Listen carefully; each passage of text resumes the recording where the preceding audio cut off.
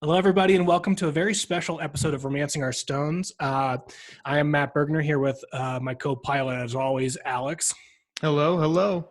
And it's a very special episode for us today because we have an incredible guest here with us on this call already. Not only is he a very talented movie maker, producer, writer, also one of the greatest guys I've ever met. I enjoy him very much.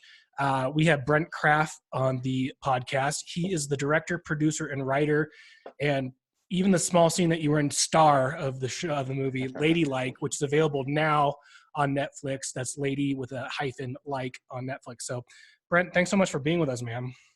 Thanks for the flattery, and thanks for having me on the show. I appreciate it. So there should be a little disclaimer. Brent and I, we were teammates together in college, and we had a special relationship because Brent made me catch balls after practice. Every single day we had to do 40 throws over the head, to the side, to the left, to the right. And he rewarded me by taking me to get a milkshake at the cafeteria. Shake it up. Shake it up, baby. So it's good to see you. It's been a while. Hey, I gotta ask you guys, what is a Hoya? That is correct. What rocks? I don't know. I don't know if I can break out the whole Georgetown Hoya Saxa tale. Well, I had to go for it. One of my fondest memories, though, was Brent pouring this on initiation day, pouring some mystery smoothie on top of my head when I was in a onesie. That was kind of fun too. Oh man, I don't know if I remember that very clearly. Yeah. I'm sorry did I haze you? Yeah, you did a little bit. I mean, it's cool. I talked to my therapist about it for a while, so I'm getting over it, which is good. But it's before it got unpopular. So yeah. I don't know if I was a real hazer. I was more like, let's just hang out. Yeah, you were. Then you brought me some apple pucker, I think, and then we became friends again. So I think it's all good. Sorry. Maybe I just wanted to fit in with the older guys that were picking on the younger guys. I was like, I guess I have to be mean. You might have saw that twinkle in his eye when he felt just completely betrayed, and then that's probably when he got nice to him. You're like, I was like, oh man, why am I being such a jerk? I can't pour a smoothie on that face. Come on. So I wish it was a smoothie. I think there was mustard in it, but that's also okay. for such a soft-spoken, nice man. Matt is quite a banger on the football field. Pretty tough guy. Yeah, that's why I have no brain cells left. So it's all it's all good. So growing up, my dad always said, or I looked at myself and I saw my skill set, and I realized that I wasn't going to accomplish much, so I was going to attach my trailer to people that have, and that's why I'm friends with you. And man, you produced and wrote and directed a movie. I mean, I didn't know this was a passion of yours when we were together. I mean, where did this idea come from? I know you played pro ball overseas for a little bit, but when did this whole idea to do this movie kind of come into fruition for you? Yeah, I played in the Arena League, not overseas, but I am doing a documentary on pro football overseas with also about a guy that played at Georgetown, Nick Alfieri. Oh, yeah. I was actually writing at college. I was just I didn't know what I was doing. So I would just write scenes and like comedy scenes. And on the offensive buses, which is why you probably never saw it, I would pass it around. So I showed like Rob Lane and I show a few guys and try to get them to laugh. That's how I started screenwriting, but I didn't know what I was doing. I was just writing scenes and trying to get people to laugh. And that was kind of like a little bit of I guess like one of the starting points of it. But I had done some video production stuff in high school, and I was like always into editing and stuff in iMovie and all that. Well, the movie is really beautifully shot. I mean, the camera work is fantastic, and the cut scene, transition scenes, and I love them. Were you involved? I mean, as a director, I've only directed my home videos with my iPhone. I mean, how much do you have your hands in on every transition, camera angle, fade in, fade out? You have your hands on a lot, especially in a smaller movie. The more hands-on everything is. As far as how good it looks, it's definitely a huge credit to the cinematographer. His name is Jake Bulgarino. I was looking for someone out of Washington, D.C., and it's a different talent pool than Los Angeles, as everyone would imagine. So it's tough to find, no knock on D.C. cinematographers, but it's not as competitive of a marketplace. So it's not the industry out there. Yeah. It's tough to find someone, I have a high bar for everything, or try to. Yeah. So you want someone to shoot, a film and something that can really stand out. So I was very lucky to find Eastward Films and Jake, and he was hugely helpful in the shot list, because I was going in my first feature, I was going in pretty blind, or I had a lot of blind spots. So he was super helpful in making it look good. I think I answered at least half the question. No, that's one of the things I noticed, because we were watching it, like I said, we were rewatching it last night, just taking some final notes on it, and Matt texted me and goes, "So what do you think?" I'm like, honestly, I love. I mean, for being a straight to Netflix film, I wouldn't have guessed that the cinematography was fantastic. I kept telling Matt, I'm like, I love the way it's being shot, and I love the angles. Even the actresses and actors that you found as well. Yeah, they did a great job. They're not B level actors, in my opinion. Like, Yeah. they really owned their role. And I don't know, it's probably did they adapt a whole lot of who they were personally, just kind of brought that forth in the character, or how did you direct those? Yeah, it's a good question. To be completely honest, I think I had help with. I had a really important right hand man throughout the whole process. Also, a Georgetown guy, Matthew Nemeth. So he'd worked for Scott Rudin, a sort of a famous producer in New York. So he's a ton of experience, and he helped with the story and just every little nuance that goes into production. But I think we did a good job with the main characters, but we kind of struggled with some of the minor characters. Like, I knew the main roles well. I think I got their voices, but a lot of the minor role characters, like even when we were shooting, like the lines weren't landing exactly. So we kind of like let them take reign a bit, and they would sort of adjust a line or tweak it or come up with what they want to say. And I think that saved a lot of their parts, got a lot better because of that. Oh, wow. Yeah, I thought it was very believable. I mean, just the relationship between all the girls in the house, each one having a special quirk about them. I mean, so my question to you is, you're a male writing a female coming of age, comedy. How was that? I mean, did you have to read a book on biology, or, did you cross-reference your notes with any girlfriends, or, how did you kind of get the tone right for writing for a female character? Yeah. So it was kind of loosely based off of a group of lacrosse girls at Georgetown. A couple of them I found incredibly funny. So I was close friends with them, and I think I got to know their voice and their, why I found them funny, and, all that. And we even passed it. I had, girls read it to get like, is this believable enough? Am I, too far off base and all this?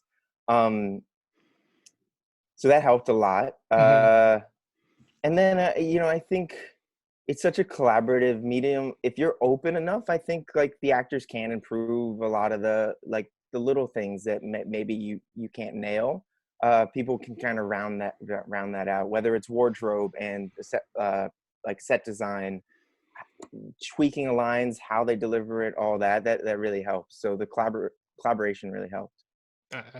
I thought it shone through. That the actress that played Allie was great. I mean, I believe that she is that character 100%. And Alex and I were talking about this morning, because we do most of our good conversations off the podcast, off the mics. All the bad stuff happens. Tell you about it. But I was curious, like, was the character of Allie written to be liked or to be understood over time? I mean, because she comes off abrasive at front, and then she kind of goes through this journey, recognizing trying too hard. She tries too hard, recognizing her character 100%. Arc. I mean, how did you envision Allie? No, that's a good question. She's trying too hard, and that's kind of a large point of the movie. I think that I don't always get concerned, and maybe this is a flaw in my writing, of whether someone is likable. I want them to sort of be real and living in reality and making the mistakes that we all make. Mm-hmm. And I think there's some sort of likability in that once you sort of understand their perspective. So I wasn't always concerned of making her super likable. I do think we see she cares for her best friend, and she's willing to do things for her, and kind of has her back. And so that inherently sort of helps her be rootable. But no, I think that's like, we did walk the line, and at times in the notes on the script, I would get that, or feedback on the cut. People would be like, well, is this hero likable? And I always sort of felt that, I don't know that people always want to see likable characters. I think they want to see relatable characters. Yeah. I think that's good. And is there any part of you in this movie? I know there's a part when they were playing lacrosse and she kind of sandbags him a little bit about being a collegiate athlete. And it kind of she talks about the struggles of being and the rigors and the demands of being a college Yeah, athlete. I kind of saw you in that a little bit, just because, that's you know, funny. you were athlete and it was something that you put a lot of strength, and you were Yeah. also a good student. So, I mean, were there parts of you in the movie that you wrote into? That's, I mean, that's super insightful, Matt. So well done. I would say that I actually think I didn't do the best job writing the male characters because I was so obsessed with getting the ladies right. But that was the one scene I was like, oh, I think I did a good job with this scene, and it came from a place of truth of like this idea of like we work so hard in college sports to excel, and I even had a good amount of success in college sports, and then at the same time you realize like, is this really worth it? Like, is this worth the demands I'm putting on both myself, my time, and my body? Like, Hmm. and I'm not always sure it is. Well, I think a lot of people don't realize either that, I mean, being a professional, or not professional, when you're a college athlete, I mean, you're looking at 60 hours minimum, because they don't Yeah, realize that you're working out and you're stretching and training and running before class. And then you've got class. And then after class is film. And then after film is practice. And by the time you're done with practice, it's 6 o'clock, maybe 7. And that's if you didn't do any kind of recovery afterwards, yeah, an ice bath. And then now it's time to study. So it's like people don't realize that if you take in the student athlete portfolio, it's a 90, 100-hour a week job.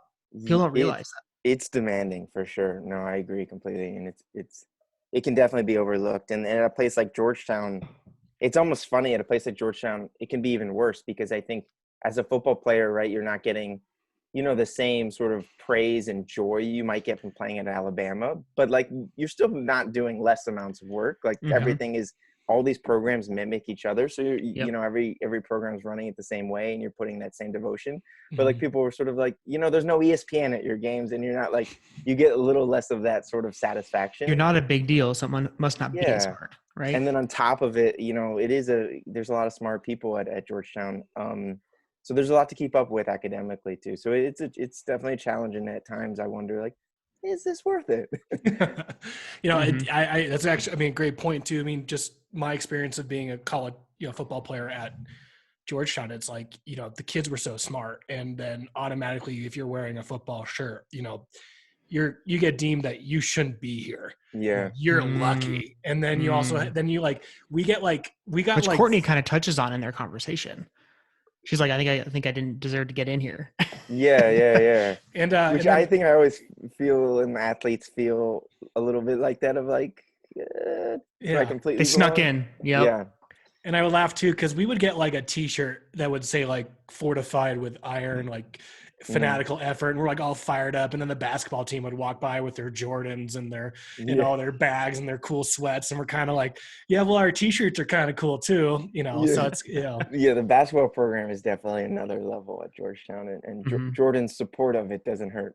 yes, that's very true. And something What that about I what go about ahead. at Colorado? Was it much different, like going to that experience? It was a kind of a big 180 in the sense that we at Georgetown football was probably fourth in line in Hmm. school. I would say that the lacrosse team Hmm. and then there were the baseball team. We were probably fourth, and then basketball being first Hmm. in men's sports. And when I went to Colorado, we all of a sudden became the number one team. Hmm. And Alex played. Still not good, but number one in Alex came priority. in with us too, and it's just Oh, different. You nice. you run out in front of 70,000 fans behind a Buffalo. I mean, it's pretty fucking sweet. Yeah.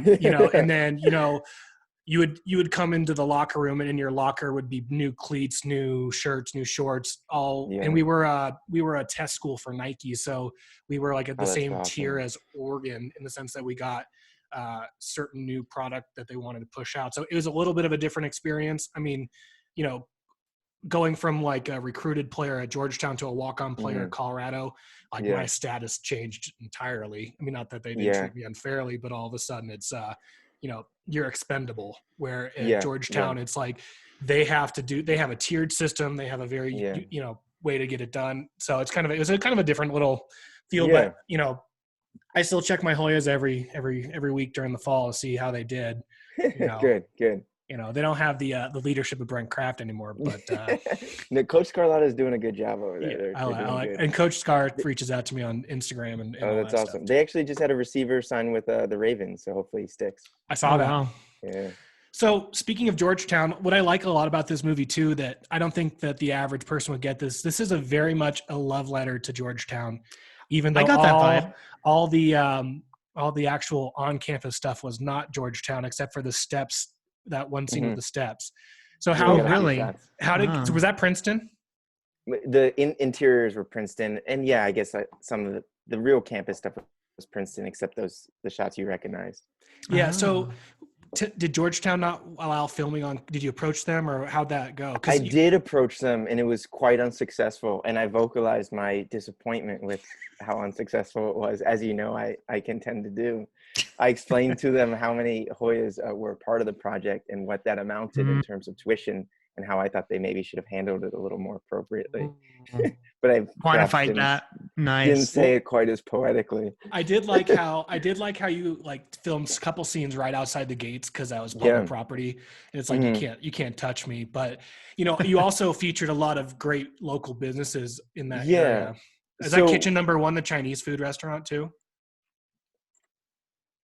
Do you remember? That was my favorite. I don't remember where we got the Chinese from. I think like the to-go boxes and stuff. Yeah, with the I think happy face bags. I think it might have been Kitchen Number One. And then the pizza place that's down by Rhino, which is no longer gone. There, Philly Pizza, I think, is gone. Philly Peas, yeah. Yeah. Okay.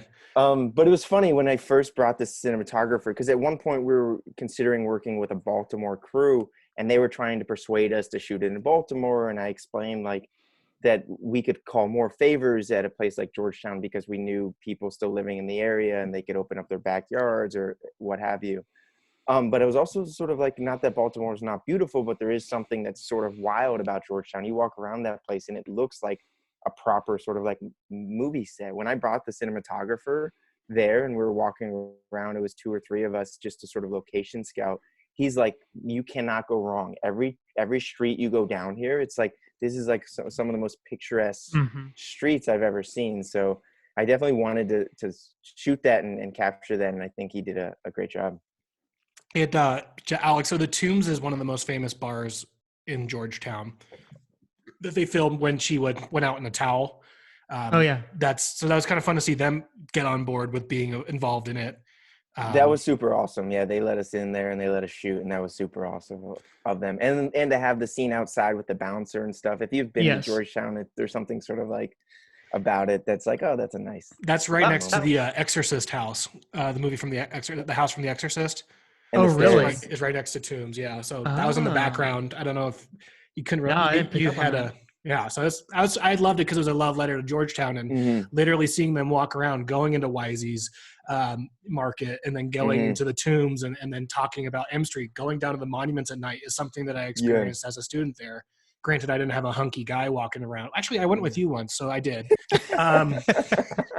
So it's so really that scene's a love letter to you, Matt. Then just chalk that on. I saw myself in a lot of this movie too. Because when they went to get ice cream to talk, that was me and Brent shaking it up. I could. That was us shaking it up, just shaking it up. Yeah. I had a lot of real life inspo to pull from. Yeah. I want to ask you. I want to talk to you about that scene at Tombs. I thought that was, in my opinion, the most real scene, probably one of the most impactful scenes in the movie, in my opinion. I think because you captured the codependent relationship so well there, because you start to get this vibe from Allie is you're not necessarily feeling sorry for her, but you're like, man, this girl's just not doing anything for herself. Yeah. And she, like you said, it's a real character. You're not supposed to like her or hate her, but it's kind of to each his own. Yeah. And so I'm watching this Allie just start spiraling down, and then she absolutely loses it because she's hanging her entire life on Courtney's actions. Yeah. And because she finds a boyfriend, she finds herself without purpose. Yeah. And without direction. And so I thought that was one of the best scenes in the whole movie, where for me, it really clicked into I was in at that moment, because Courtney just goes off on her, but she nails everything, and she's not rude about it. But she's like, these are the reasons why. Like, Yeah. I'm not going to travel abroad with you. Like, you need to take care of yourself. Like, take some responsibility. Yeah. And I don't know about you, but I feel like almost every person at one point in their life has had that conversation. They've either been the instigator or they've been the one that it's been directed towards. Mm-hmm. Because I feel like at some point, if like junior high, high school, whatever, what have you, we become codependent on something For sure. or For someone. Sure. So Yeah. like that was a really strong emotional moment for me in the movie. And I really appreciate it. That's awesome. That's awesome to hear. And I completely agree. I think I think Ali Gallerani, the actress that played Court in that, I think she did a great job. She really nailed that moment. And it's funny, like, we had beer as a prop, but she was like taking sips of it like during the cut. So I think she was like Stephanie Simbari that played Ali she was starting to unravel herself, which I think she played a great tipsy girl for sure. And it was such we asked so much from her throughout the production on a super tight schedule that I think it was sort of wearing on her as well. So it's sort of all like, I think, played into the scene. But I agree. Like, I think so often in life, right, it's not always like the real obstacle that's our obstacle. It's something else that we sort of insert in the way, and then we tell ourselves that's what's preventing us from getting where we want to go. So I agree. Like, I think we've all kind of been there in our own way. And did that actor have an issue getting it up, or was that something that you wrote in? Matt focuses on the pillars of the movie, as you can see. Something we wrote in. The tragic hero story. Yeah. Circle. Yeah, I'm struggling with my own issues. I just wanted to know if that guy was really relatable to me for some reason. How did he fix that? Yeah. With a doctor note from him. Was that first party scene at Brent's house? There was at Brent Tomlinson's. Yeah, yeah, that was super cool of him to let us use his backyard. I recognize that. I was like, I know that backyard. Yeah, good call. And I saw the date night scene. Is that what you guys are talking about? When she first meets, when she makes the Ben Affleck, the Gone Girl, which is a great joke. Was that your joke? No, all credit for that one was Matthew Nemeth. He would always write these jokes, and a lot of them were good jokes, but they wouldn't fit the world. And when he wrote that one, I was like, that's gold. That's good. Yeah, I like that. I was like, we got to get that in. So that all credit goes to Matthew Nemeth on that one. And I saw a couple football players walking down the hall. In your movie too. So it's fun to see some familiar. Oh yeah, phrases. we had a couple, because Nick Alfieri, the guy I'm working on the football doc with, was there as sort of like a co-producer, but helping as a production aide in a lot of ways. Mm-hmm. So he got some of the Georgetown football guys that were still there for the summer to sort of, be extras, which was awesome. And then Darren too, walking around as Kevin. Yeah. Pretty funny. So how did you land Beverly D'Angelo? Because that's a pretty good name to land in the movie. Did you approach her or she approach you? We approached her. She was the dean, right? Correct. She's the dean, and she's like most famous for the vacation movies. Yeah, the National Lampoon's vacation movies and Entourage. Yeah, and she was Bev in Entourage, which is, at one point was the most popular TV show. She also married Al Pacino, and I think they have kids together. Oh wow. So she's kind of like a piece of Hollywood history, which was super cool that she took the part and that she did it, especially in such a small movie. We just came at her with a direct offer. She read it and she took it, and it was great. I mean, there was some negotiation, which was really funny because her agent was like this old time Hollywood agent. He was sort of later in his 70s, and he was really funny because I was like, really, for some reason he would only like talk to me on the phone, none of the other producers. He's like, because I made the first call, and he's, I guess, an older man. And he's like, I know. And I was like, Jack, I don't know what to tell you, man. We don't have any more money. And he's like, I know you don't got any money. He's like, or else you wouldn't have offered what you offered her. Like, you know what I mean? Meaning, like, I guess you lowballed her. We lowballed her, but only because that's all we had. Yeah, which for you guys was all ball. You're like, that was. Are you kidding? That was like 10 times the contract of anyone else. And then at the end, which was really, really funny in like a very like old Hollywood way, he's like, "Good luck with the picture." I was like, "Oh, thanks, man." It was cool. You're like, no, it's a movie, not a picture. Yeah. So did having Beverly attached help you get into Netflix, or how was the process of getting on Netflix? Is that something you handled, or your agent, or how do you handle getting on Netflix? Yeah, the Netflix thing is interesting, and it's funny because like we tried and we failed with this movie a couple times until we succeeded. But we held this big. I had this idea that we could hold this big premiere in Los Angeles for everyone that worked on the movie to sort of feel that satisfaction. And then also I thought it could be good for my career and the movie to sell it and get distribution and hopefully get me signed. So I pushed and I pushed for us to get this big premiere done. We put more money than I would like to put into it. And it was fantastic. Like we got a ton of people. I was like working for weeks to get people to come and like hitting people up on Instagram. And it was this huge like night and a spectacle. And we did it at the Academy in Beverly Hills. And it was phenomenal. I was like, oh, we did it. This is great. Like agents are going to call, something's going to happen. And then nothing happened after. I mean, a few lawyers reached out and was like, stay in touch. You'll have a bright future, but nothing happened. So I was very bummed and I felt very vain that I forced all this to happen and it didn't do what I thought it would for the movie. Mm-hmm. So eventually we found a sales agent.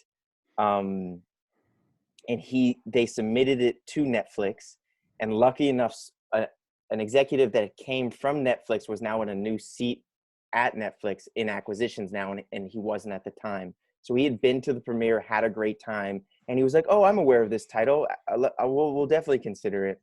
I think the premiere definitely helped because it played really well that night, and there was a lot of young women there that like laughed and connected to it. So it sort of helped be a nice case study.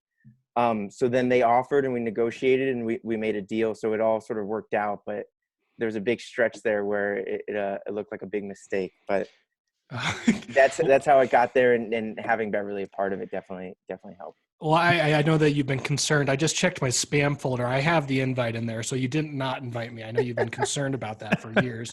So Did I not invite you? Because at the time, just so you know, I was like, I would talk to strangers. Like we were just trying to get anyone in Los Angeles there to fill the room. Well, that makes me feel worse. Thank you. No, No, I'm kidding. I'm joking. I wasn't going out of state for the invites. So what's the next one? You're always invited, Matt. Perfect. If you ever need someone to show their wiener, let me know. I can get Alex on here and he can. I will keep that in mind. 4K only. My agent will talk to you. 4K. Yeah. So what's next for you? I mean, I know you said you're working on the documentary on an overseas football, but what's next? Are you going to do another feature? Are you like doing documentaries? What are some other work and where can people find it? Yeah. So the closest thing I have to being done is this football documentary called Unicorn Town. And it's about Nick Alfieri, who I mentioned previously, but he's a former Georgetown player who got into USC Film School, and which is, the best film school in the world or considered that. One of. Mm-hmm. Yeah, one of. But huge people have come out of it. So it was like it was a huge opportunity. He decided to walk away and take an offer to go play professional football overseas, but he didn't want to give up this dream of being a filmmaker. So he decided to make a movie about the experience and the journey. Luckily, it's all worked out really well. And the team has gone on to win a couple championships. So it's been a great story to follow. And they've won sort of essentially the Super Bowl of Europe. So we're coming down the home stretch with that, and it's finally really coming together. So I'm excited. And since you're in with Netflix, is it easier to get considered now, or do you have to do the process all over again? Yeah, I think, and Ladylike has had a fair amount of success on the platform, which is great. It trended for a bit and it was featured in the comedy section. So I think that helps, and it should be easier moving forward. Not that they would take anything that I send their way, but I think it'll be easier to get the foot in the door. Yeah, and then I'm working on a couple other things. The next thing I want to do is actually it's sort of a college football movie. It's sort of like Moneyball meets college football, and rethinking the recruiting game. So that's the next thing I hope to write and direct, and I'm almost done with the script now.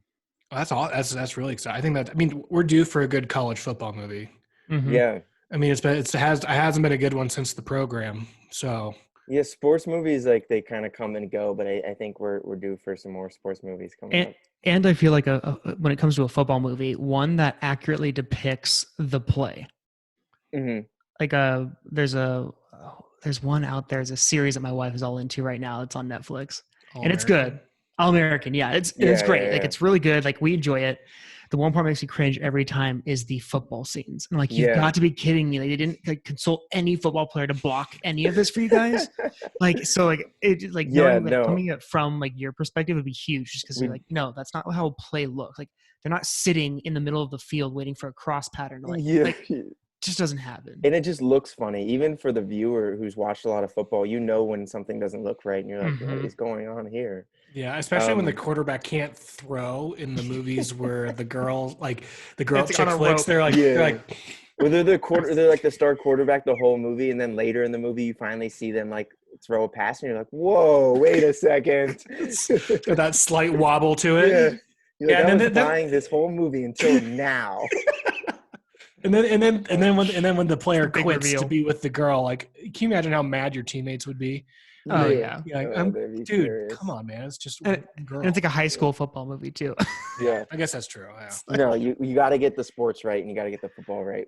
I was on Friday Night Lights for a couple of seasons as a stunt man, but they really did a great job capturing the football. So I have noticed that from that series, they do a decent job. They did a good job, especially right when you compare it to a lot of other TV projects. It's a totally different level. Oh yeah. Are you still doing some acting, or are you kind of behind the chair now?